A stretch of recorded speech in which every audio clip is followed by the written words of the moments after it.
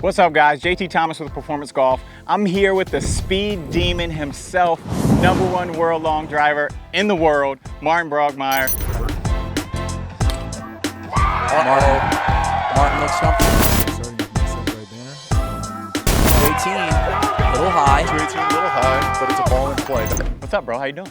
How are you doing? Doing pretty good. So he's gonna show us guys how to get speedy, how to get fast, how to hit your driver farther. He's gonna give us some tips, a couple of drills to help you hit your driver farther and swing as fast as you can. So let's see what you got, Martin. Tell me what I need to do here. Yeah, I mean, bottom line is most people out there, most amateurs were taught back in the days, just like myself when I was 14 years old, right? I was basically taught to root my feet and just rotate around my upper body, my own axis, to hit the ball as straight as possible.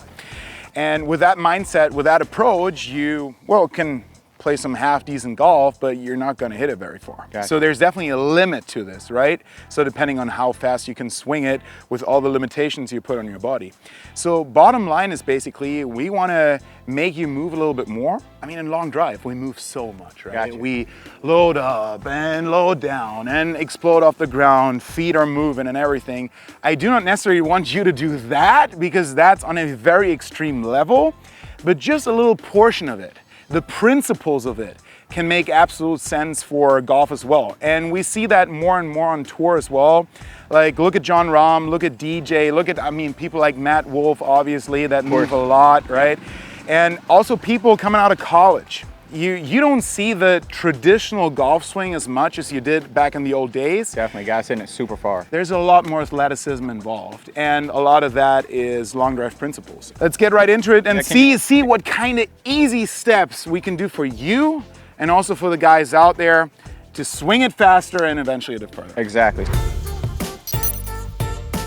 The bottom idea is we want to see how fast the club's head is moving because that's our baseline potential to hit it further. Eventually, we also need to hit the middle of the face, yes, to maximize the ball speed and dial in the launch conditions.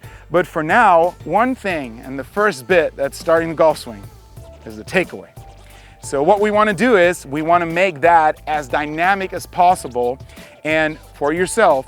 And we want that body to actually guide the first motion. Great. We do not want those hands, we do not want you to just stay rooted, stay like this, and take away the club with your hands. That's not very powerful. Yeah, we're looking to have some type of trigger, right? We're looking to have a trigger to start the swing. So a trigger and the takeaway is gonna be a key. And that trigger looks a little bit differently depending on where you look, right? But one thing is always the same, and that is people move to their lead side to eventually shift to the trail side and make that body motion initiate momentum that's taking away the club. Great. And then I love to call the takeaway being swift. I feel like that's a great word, swift. Yep. It's not rushed, right? But it's swift and with authority, right? Do not hesitate to take that club away with authority.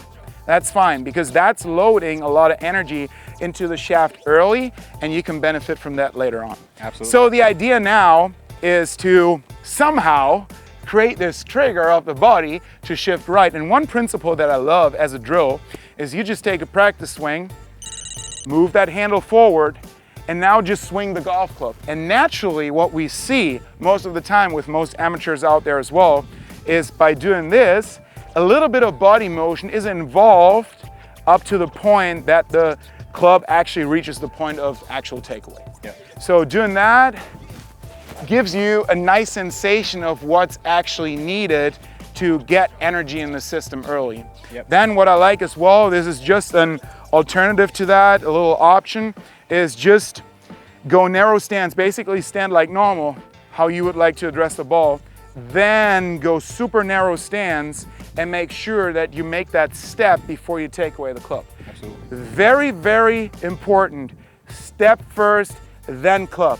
Don't do both at the same time. It's not very powerful. So we want to initiate that, and then feel that shaft loading up. Yeah, so I think an easy concept, guys, for you to understand how to move this way is imagine throwing a ball and stepping and throwing at the same time, right? That never happens. There's always some movement of dynamics of one body part going one way and the other part going the other way. So it's really important when we start this trigger that we have that same sort of scenario. So you have a pretty, you know, significant trigger. It's very similar to actually Rory. It's a smaller version of what Rory does. So I think if you can just walk us through a little bit of that rocking that you do, I think would be great. So just to describe it to us, yeah, it'd be kind of awesome. extreme, yeah. Yeah, but it's awesome. It's awesome. Also, it's very dynamic in terms of its changing. Yeah. So like my trigger 2 years back was different to the one today, because interestingly, I've always tried to feel, because I'm doing this little rocking motion, right?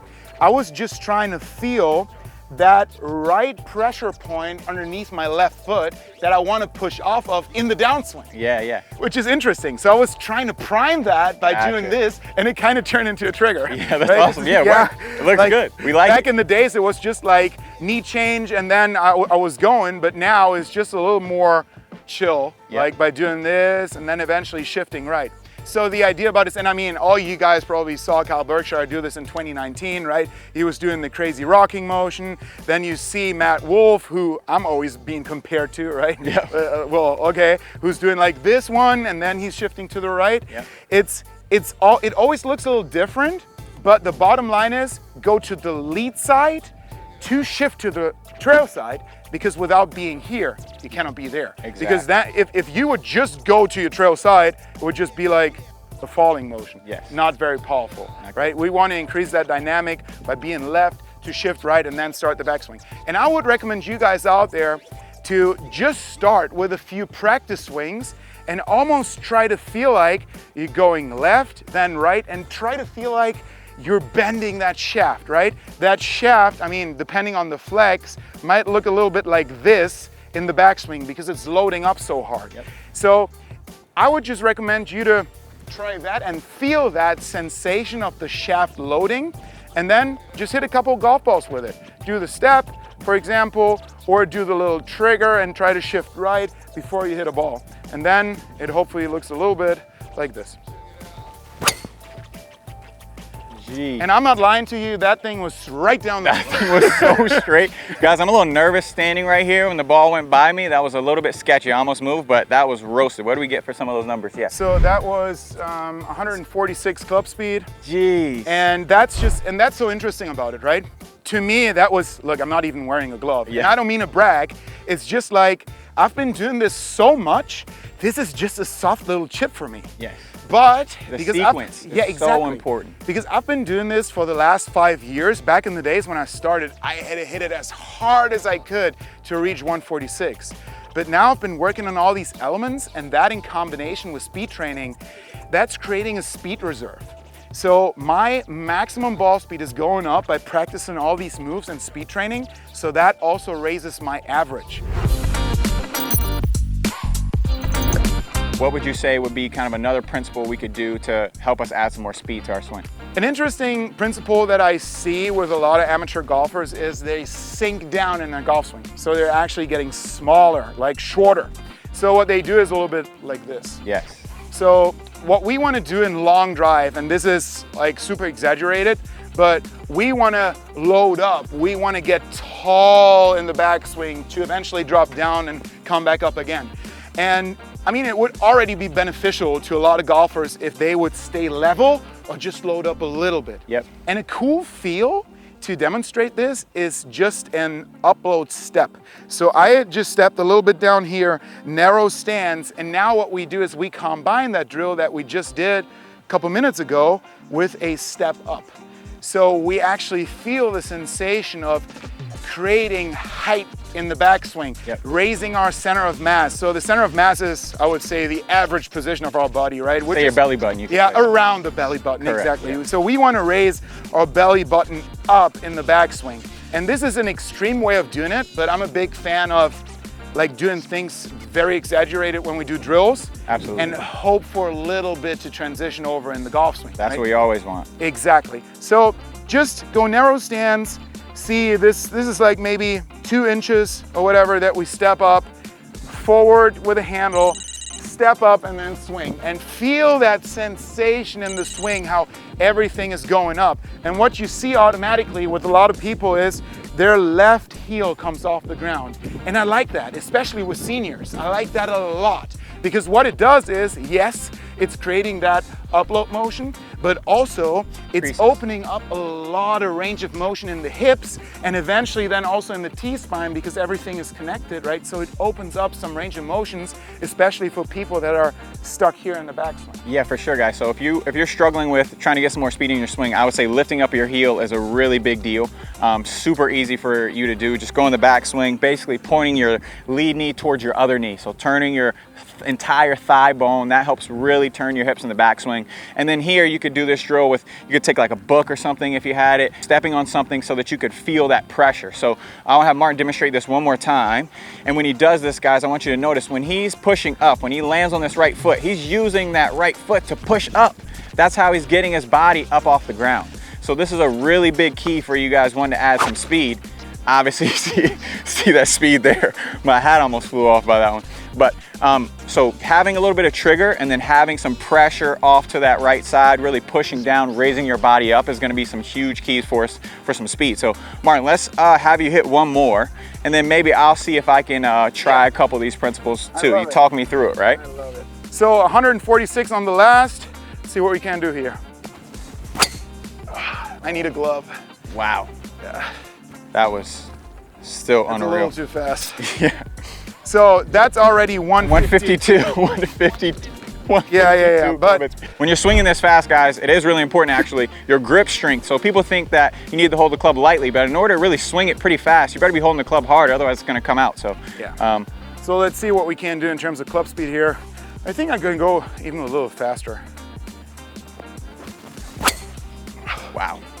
So that was 155. 155 club and speed. That's my second swing, right? Yeah. That's not being warmed up. I mean, it's fairly warm. Yeah. So, but just using these principles works. But my recommendation for you is do the drill, film yourself face on, and then film yourself with an actual shot face on and compare it to before, so you see what's happening. Because feeling real, so far apart most of the time. over here and over there. Yes, for sure. I think that's huge, guys. You gotta, if you're gonna work on this, you're gonna speed train, definitely filming yourself is a huge deal. So what I'm gonna try and do now, Mars, I'm gonna try and get in there. Yes. So we're talking, you wanna see some trigger from me? Yeah. You wanna see my left foot get up here? You wanna see me get taller? Oh, you wanna combine it already? Yeah, so let's do first one here, guys. I'm just gonna try and push here, get back onto my trail side, and try to rip one. Love it. So see what we get.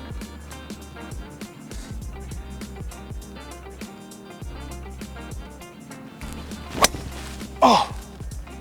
So I think that was definitely faster. Look, and guess what? That thing went straight. Pretty straight too, yeah. It's interesting because I see that a lot with people that just free up their golf swing. A lot of times the ball goes straighter because when you're cramping up and you're standing there and you're trying to control it, that's not a position you want to be in when you want to actually want to control the shot. Look at all the other sports. You were talking about throwing, right? Exactly. Did you ever see a tennis player, basketball player, baseball player cramp up and try to guide something? You can't. No, they're always in motion, right? Golf is pretty much the only sport, I mean, maybe besides chess, right, that is supposed to be so stationary. Yeah, for sure. Right? So I love that. That was great. So what did we see? We got So we got 120, which is actually a really good club speed number. Not bad to start out first time. So now you want to add the little element of lifting up your left heel and uploading. Feel like you're uploading more. Yep, exactly. Yeah, I like that. A little bit. Feel like your chest is going up. Yeah, I like that. Belly button going up. All right. And then crank it. Oh.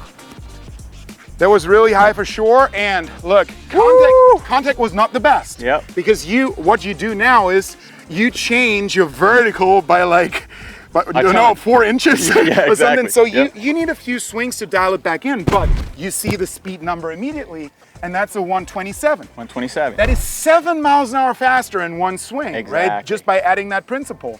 And now, well, how much of that do you want to transition over to the course? Maybe not all of it, maybe you want to. It's really a trial and error at that point, but utilizing the principles in the right way is the baseline, and I think you did great. Absolutely, thanks Martin. So guys, look, I think 2 big things that we can do to increase our speed, again from Martin, one of the longest drivers in the world, is understanding how to move. Have some motion in your swing. We don't want you there standing still. Have a trigger where you bounce from your lead foot onto your trail foot, and then the last piece or the last drill that we want for you guys to understand is get taller in your backswing. We don't want you getting close to the ground. That's going to make you go so much slower. So guys, if you enjoyed this video, please comment, like, subscribe down below. We look forward to hearing from you guys. Disclaimer, this does not apply to wedges.